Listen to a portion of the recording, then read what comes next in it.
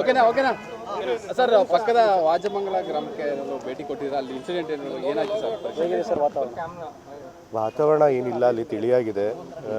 ಯಾರೋ ಒಂದಷ್ಟು ಜನ ಕಿಡಿಗೇಡಿಗಳು ಅಂಬೇಡ್ಕರ್ ಅವರ ಪೋಸ್ಟರ್ನ ಹರಿದಾಕಿದ್ರು ಮತ್ತು ಅಲ್ಲಿ ಫಲಕ ಏನಿದೆ ಅಂಬೇಡ್ಕರ್ ಅವ್ರದ್ದು ಅಲ್ಲಿ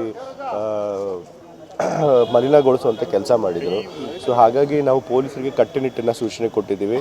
ಅದು ಯಾರೇ ಇರಲಿ ಕಿಡಿಗೇಡಿಗಳು ಅವ್ರನ್ನ ಪತ್ತೆ ಹಚ್ಚಿ ಅವ್ರಿಗೆ ಕಾನೂನು ಪ್ರಕಾರ ಅವರಿಗೆ ಶಿಕ್ಷೆ ಕೊಡಿಸ್ಬೇಕು ಅಂತ ಹೇಳಿ ಪೊಲೀಸರು ಕೂಡ ಅದನ್ನು ಬಹಳ ಗಂಭೀರವಾಗಿ ತೆಗೆದುಕೊಂಡು ಅವರು ಹುಡುಕಾಟ ನಡೆಸ್ತಾರೆ.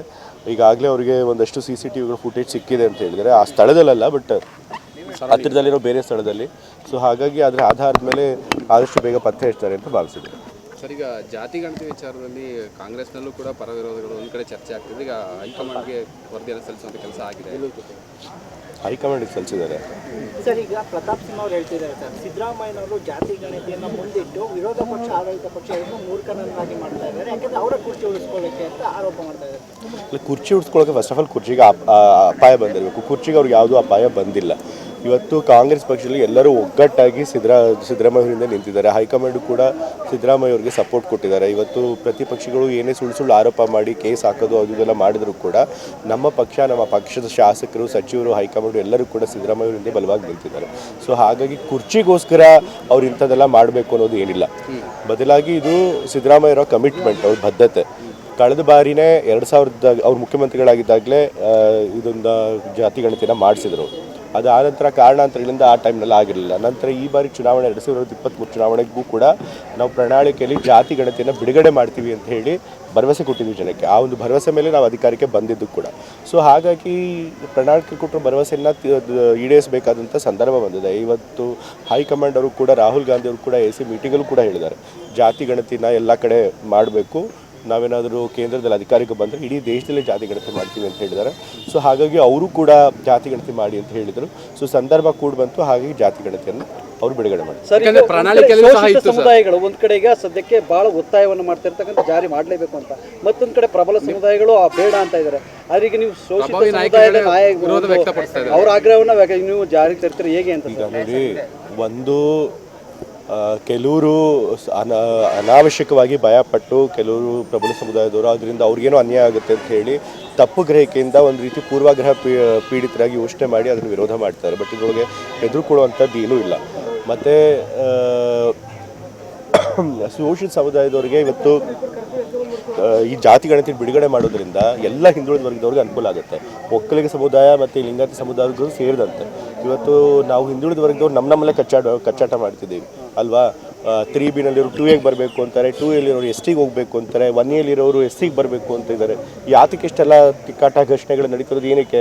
ಯಾಕೆ ಅಂತಂತಂದರೆ ನಮ್ಮ ಜನಸಂಖ್ಯೆ ಜಾಸ್ತಿ ಇದೆ ಹಿಂದುಳಿದ ವರ್ಗದವರು, ಆದರೆ ಅವ್ರು ಕೊಟ್ಟಿರುವಂತಹ ಮೀಸಲಾತಿ ಪ್ರಮಾಣ ಕಮ್ಮಿ ಇದೆ, ಬರೀ 32% ಕೊಟ್ಟಿದ್ದಾರೆ. ಸೊ ಅದು ಸಾಲ್ವ್ ಆಗಬೇಕು ಅಂತಂತಂದರೆ ಈ ರೀತಿ ಹಿಂದುಳಿದ ವರ್ಗದವರ ಮಧ್ಯೆ ಏನು ನಮ್ಮಲ್ಲೇ ಕಿತ್ತಾಟ ಆಗ್ತಿದೆ ಅದಾಗಬೇಕು ಅಂತಂದರೆ ಈ ಮೀಸಲಾತಿ ಪ್ರಮಾಣ ಇದೆ ಅದು 50%ಗಿಂತ ಜಾಸ್ತಿ ಮಾಡಲೇಬೇಕು. ಜನಸಂಖ್ಯೆಗೆ ಅನುಗುಣವಾಗಲ್ದೇ ಹೋದರೂ ಆರ್ಥಿಕ ಸ್ಥಿತಿಗತಿಗಳು ಅದನ್ನೆಲ್ಲ ನೋಡಿ ಎಷ್ಟು ಜಾಸ್ತಿ ಆಗುತ್ತೋ ಅಷ್ಟು ಮಾಡಬೇಕು.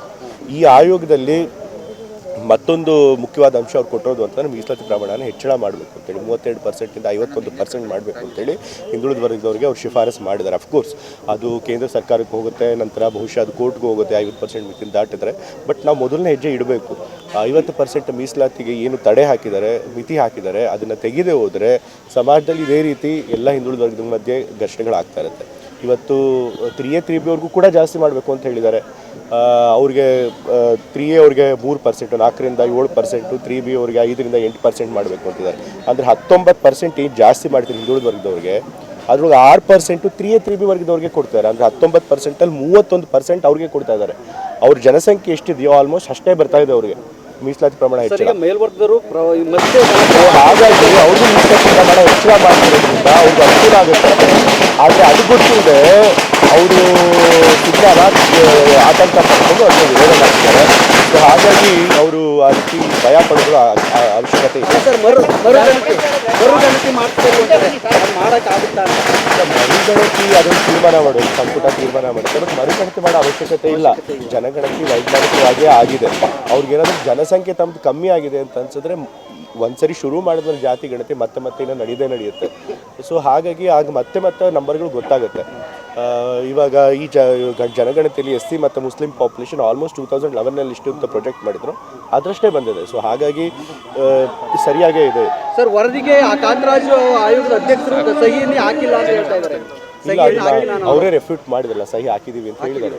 ಸರ್, ಈಗ ಜನಿವಾರದ ವಿಚಾರದಲ್ಲಿ ಬಿಜೆಪಿ ರಾಜಕೀಯ ಮಾಡ್ತಾ ಇದೆ. ಯಾಕಂದ್ರೆ ರಾಜ್ಯಾದ್ಯಂತ ಅದಂದ್ರೆ ನೀವು ಪ್ರಮೋಷನ್ ಇಡೀ ಕೆಲವು ಕಡೆ ತಪ್ಪಾಗಿದೆ ಅಂತ ಸರ್ಕಾರ ಒಪ್ಕೊಂಡಿದೆ, ಸರ್ಕಾರಿ ಅಧಿಕಾರಿಗಳು ಒಪ್ಕೊಂಡಿದ್ದಾರೆ. ಮತ್ತು ಸರ್ಕಾರ ಯಾರು ತಪ್ಪು ಮಾಡಿದ್ದಾರೆ ಅವ್ರ ಮೇಲೆ ಕ್ರಮನೂ ತೆಗೆದುಕೊಳ್ಳುವಂಥ ಕೆಲಸ ಮಾಡಿದೆ. ಮತ್ತು ಆ ಹುಡುಗನಿಗೂ ಪರಿಹಾರ ಕೊಡುವಂಥ ಕೆಲಸ ಮಾಡಿದ್ದಾರೆ. ಅದೇ ಹಿಂದೆ ಇದೇ ರೀತಿ ಹಿಜಾಬ್ ವಿಚಾರದಲ್ಲಿ ಗಲಾಟೆ ಮಾಡಿದರು. ಆದರೆ ಅವಾಗ ಸರ್ಕಾರ ಪಾಪ ಹಿಜಾಬ್ ವಿಚಾರದಲ್ಲಿ ಆ ಹೆಣ್ಮಗಳಿಗೆ ಪರೀಕ್ಷೆ ಬರೆಯೋಕ್ಕೆ ಅವಕಾಶ ಮಾಡಿಕೊಂಡು ಶಾಲೆ ಎಂಟರ್ ಮಾಡೋಕ್ಕೆ ಬಿಡಲಿಲ್ಲ. ಆದರೆ ಅವರು ತಪ್ಪನ್ನು ಒಪ್ಕೊಳ್ಳಿಲ್ಲ, ಬದಲಾಗಿ ತಾವು ಮಾಡಿದ್ದೇ ಸರಿ ಅಂತ ಹೇಳಿದರು. ಬಟ್ ನಾವು ಹಾಗಲ್ಲ, ಯಾವುದೇ ಆಗಿರಲಿ, ಯಾವುದೇ ವ್ಯಕ್ತಿ ಆಗಿರಲಿ, ಅವ್ರಿಗೆ ರಿಲಿಜಿಯಸ್ ಫ್ರೀಡಮ್ ಇರುತ್ತೆ. ಇವಾಗ ಸಿಕ್ಕರು ತಮ್ಮ ಪೇಟ ಹಾಕೊಳ್ಳೇಬೇಕು, ಅದನ್ನು ತೆಗೆಸಿ ಚೆಕ್ ಮಾಡಿ ಮತ್ತೆ ಹಾಕ್ಕೊಳ್ಳೋದು ರಾಜಕೀಯ ಪ್ರೇರಿತ. ಸೊ ಹಾಗಾಗಿ ಇವ್ರು ರಾಜಕೀಯ ಪ್ರೇರಿತವಾಗಿ ಮಾತಾಡ್ತಾರೆ. ಬಟ್ ನಾವು ಮಾತ್ರ ಯಾವುದೇ ಧರ್ಮದ ವಿರುದ್ಧ ಇರಲ್ಲ, ಎಲ್ಲ ಧರ್ಮದ ಸ್ವಾತಂತ್ರ್ಯವನ್ನು ಕಾಪಾಡೋದಕ್ಕೆ ಬದ್ಧರಾಗಿದ್ದೀವಿ. ಹಾಗಾಗಿ ಆ ಹುಡುಗನಿಗೂ ನ್ಯಾಯ ದೊರಕಿಸ್ಕೊಟ್ಟಿದ್ದೀವಿ, ಅಧಿಕಾರಿ ಮೇಲೂ ಕ್ರಮ ತೆಗೆದುಕೊಂಡಿದ್ದೀವಿ.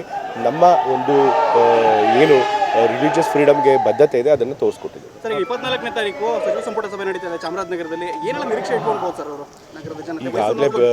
ಈಗಾಗಲೇ ಎಲ್ಲ MLAಗಳು ಅವ್ರವ್ರ ಕ್ಷೇತ್ರದಲ್ಲಿ ಏನೇನು ಕೆಲಸ ಆಗಬೇಕು ಅದನ್ನೆಲ್ಲ ಕ್ಯಾಬಿನೆಟ್ಟಲ್ಲಿ ಯಾವುದೇ ತರಬೇಕು ಅದನ್ನೆಲ್ಲ ಮುಖ್ಯಮಂತ್ರಿಗಳಿಗಾಗಲೇ ತಲುಪಿಸಿದ್ದಾರೆ. ಸೊ ಹಾಗಾಗಿ ಭಾಳಷ್ಟು ಅಭಿವೃದ್ಧಿ ಕಾಮಗಾರಿಗಳು ಮೈಸೂರು ಮತ್ತು ಚಾಮರಾಜನಗರ ಜಿಲ್ಲೆಯಲ್ಲಿ ಆಗಬೇಕಾಗಿರೋದೆಲ್ಲ ಸಂಪುಟದಲ್ಲಿ ಅನುಮೋದನೆ ಸಿಗುತ್ತೆ. ಸರ್, ಈಗ ಮುಖ್ಯವಾಗಿ ಏನಂತ ಹೇಳಿದ್ರೆ ನಗರದ ಭಾಗದ ಜನತೆದ್ದು ಈ ಕಾಡಂಚಿನ ಪ್ರದೇಶಗಳಲ್ಲಿ ಏನಿದೆ ಅಂತ ಹೇಳಿದ್ರೆ ಅಲ್ಲಿ ವಿದ್ಯುತ್ ಸಂಪರ್ಕನೇ ಇಲ್ಲ. ಮತ್ತು ನೀವು ಗೃಹಜ್ಯೋತಿ ಕೊಟ್ಟು ಏನು ಪ್ರಯೋಜನ, ಶಕ್ತಿ ಯೋಜನೆ ಬಸ್ಗಳೇ ಇಲ್ಲ, ಶಕ್ತಿ ಯೋಜನೆ ಕೊಟ್ಟು ಏನು ಪ್ರಯೋಜನ ಅನ್ನೋದನ್ನು ಕೇಳ್ತಾ ಇದ್ದಾರೆ. ಕಳೆದ ಬಾರಿಗಿಂತ ಈ ಸರಿ ಬಸ್ಗಳನ್ನ ನಾವು ಜಾಸ್ತಿ ತೆಗೆದುಕೊಂಡಿದ್ವಿ. ಅಸೆಂಬ್ಲಿಯಲ್ಲೂ ಈ ಪ್ರಶ್ನೆ ಕೇಳಿದರು, ಶಕ್ತಿ ಯೋಜನೆಯಲ್ಲಿ ಪ್ರಯಾಣಿಕರು ಜಾಸ್ತಿ ಆಗಿದ್ದಾರೆ ಅಂತ. ಕಳೆದ ಬಾರಿ ಬಸ್ಗಳೇ ಇರಲಿಲ್ಲ. ನಮ್ಮ ಕ್ಷೇತ್ರದಲ್ಲೇ ನನಗೆ ವೋಟ್ ಕೇಳಕ್ಕೆ ಹೋದಾಗಲೂ ಕೂಡ ಬಸ್ಗಳಿಲ್ಲ ಅಂತ ಹೇಳಿ ಗಲಾಟೆ ಮಾಡ್ತಿದ್ರು. ಸರ್ಕಾರಕ್ಕೆ ಕೇಳಿದ್ರೆ ಚಾಲಕರಿಲ್ಲ, ಬಸ್ಗಳು ಹೊಸದಾಗಿ ತೆಗೆದುಕೊಂಡಿಲ್ಲ ಅಂತ ಹೇಳಿದ್ರು. ನಾವು ಬಂದ ಮೇಲೆ ಸುಮಾರು 5,000 ಬಸ್ಗಳನ್ನು ಹೆಚ್ಚಾಗಿ ತೆಗೆದುಕೊಂಡಿದ್ದೀವಿ. ಸೊ ಆ ಬಸ್ಸುಗಳ ಕೊರತೆ ಏನಿದೆ ಅದನ್ನೂ ಕಮ್ಮಿ ಮಾಡಿದ್ದೀವಿ, ರಿಕ್ರೂಟ್ಮೆಂಟು ಮಾಡ್ಕೊಂಡಿದ್ದೀವಿ. ಸೊ ಹಂತವಾಗಿ ಎಲ್ಲ ಸರಿ ಹೋಗುತ್ತೆ. Thank you sir.